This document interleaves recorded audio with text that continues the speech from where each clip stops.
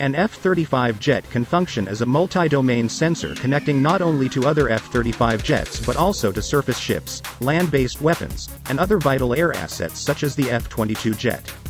And that is something Beijing cannot match.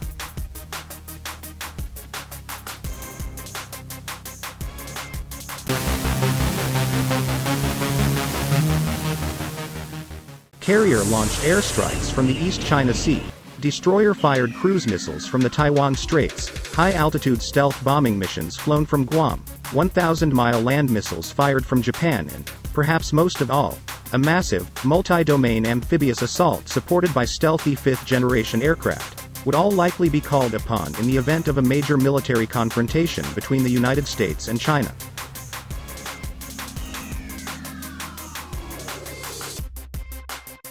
The sheer size, vast geographical expanse and limitless ocean areas of the Pacific present a circumstance wherein the only actual path to military victory against China would require a coordinated multi-domain approach.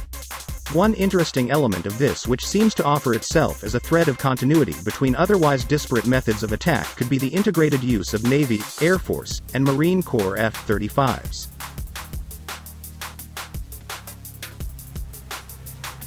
Should fast maneuvering, carrier-launched stealth F-35s be able to find and destroy Chinese road mobile missile launchers and, working in tandem with high-altitude stealth bombers and long-range precision weapons such as submarine-fired cruise missiles, destroy Chinese air defenses, the most advantageous method of attack might be envisioned as a massive amphibious assault supported by Marine Corps F-35B variant.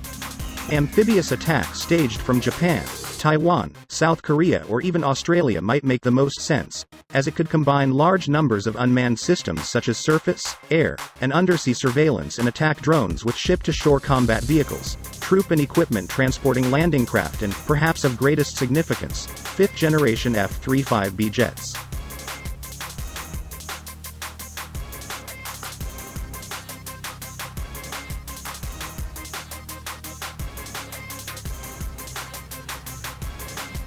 Amphibious-launched F-35B jets could bring new ranges and close air support possibilities to an amphibious attack upon mainland China intended to secure a beachhead of sorts for a follow-on-land campaign. Although air-sea, and likely undersea, elements are likely to provide any measurable margin of victory in a war against China, final superiority would invariably need to incorporate some kind of land presence. Perhaps some kind of ground invasion or presence would ultimately prove decisive? What about any kind of major land assault? Should such an option actually be considered, it would likely only be introduced in the event that some kind of decisive or measurable air superiority was already established, something certain to involve F-35 jets. Essentially, it would seem that any kind of decisive U.S. military ground presence in China, while likely dismissed as simply not possible by some, would only come to fruition in the event that Chinese road mobile HQ-9 air defenses were destroyed, its growing fleet of J-20 and J-31 fifth-generation aircraft were somehow neutralized and its ballistic missile launchers were hit or rendered largely inoperable. All of these missions, which could even be thought of as a kind of prerequisite for any kind of land invasions, could be fully performed if not greatly assisted through the use of F-35 jets. While of course engineered to dogfight if needed and rely upon long-range sensors and advanced weapons to prevail in any air-to-air engagement, the F-35 jet might actually prove most valuable against China in an intelligence, surveillance and reconnaissance capacity given the expansive mix of maritime and land domains spread throughout the Pacific in need of being connected to one another.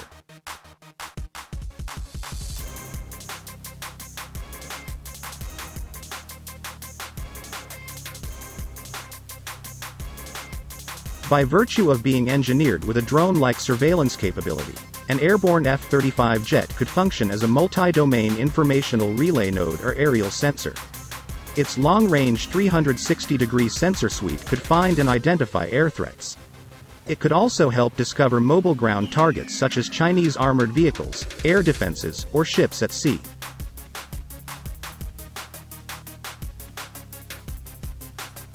An F-35 jet could, for instance, use its sensors and mission data files threat library to find groups of approaching Chinese J-31 jets at great standoff ranges before it was discovered itself, and then instantly send intelligence to F-22 jets in the vicinity equipped to attack with its air-to-air superiority technologies.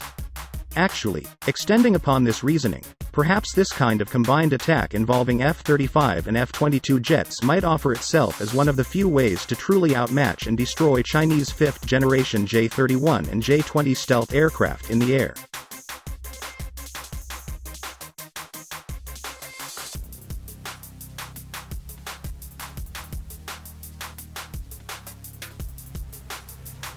The F-35 jet is, according to Air Force and Navy thinking, well suited for close air support missions, given its speed, maneuverability, 25mm cannon and ground targeting sensor suite.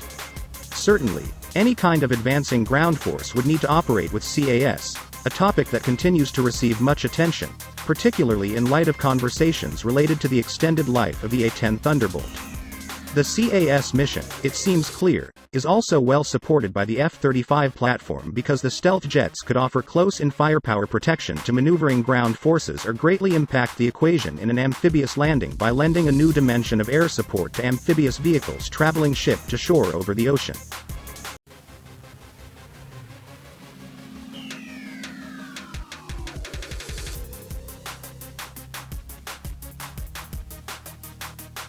All of these factors point to the seemingly somewhat self-evident reality that any kind of military victory over China would rely largely on a mix of air power, naval attack, and, perhaps most of all, a massive air surface undersea coordinated amphibious assault.